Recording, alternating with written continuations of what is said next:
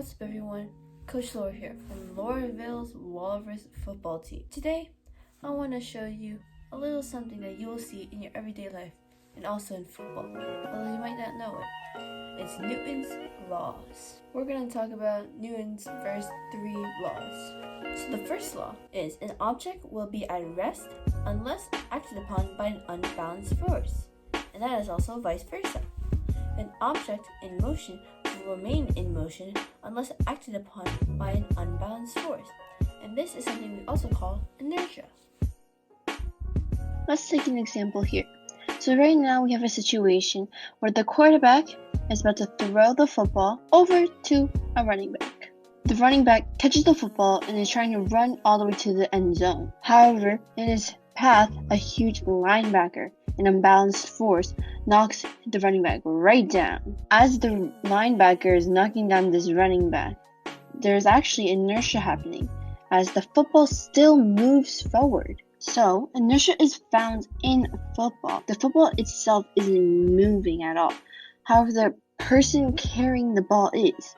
So when the running back is running with the football isn't moving. The running back is running. So, when the linebacker hits and knocks down the running back and the football moves forward, that is inertia because the football originally was not in motion.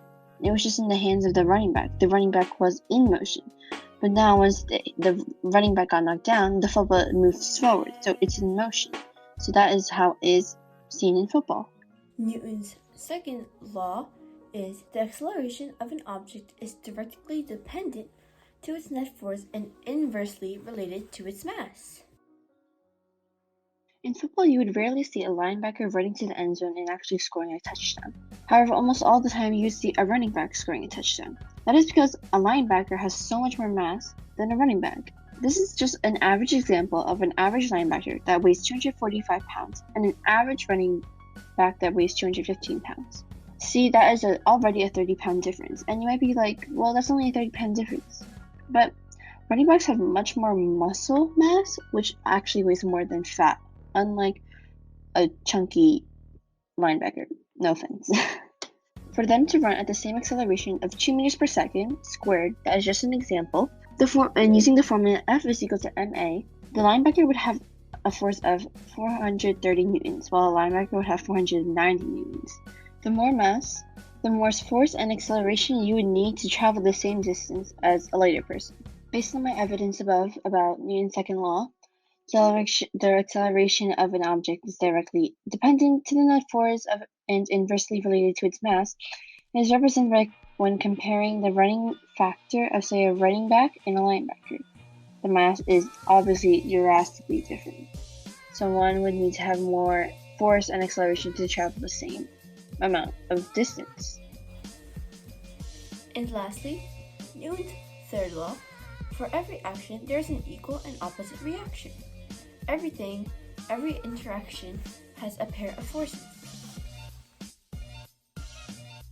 If a wide receiver like this were to be tackled by a linebacker, this is an example of Newton's third law.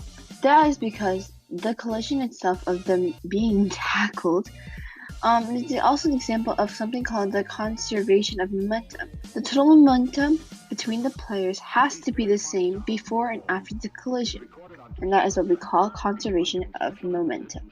And this can be used in the formula P sub before is equal to P sub after, and P is momentum between the linebacker and the wide receiver. The same force is exerted onto both of them. So, based on the evidence, Newton's third law is clearly represented in football when the players are tackled on one another. The wide receiver being tackled by a linebacker, the collision force that they would get would be equal to each other. That's because the interactions will always come in pairs.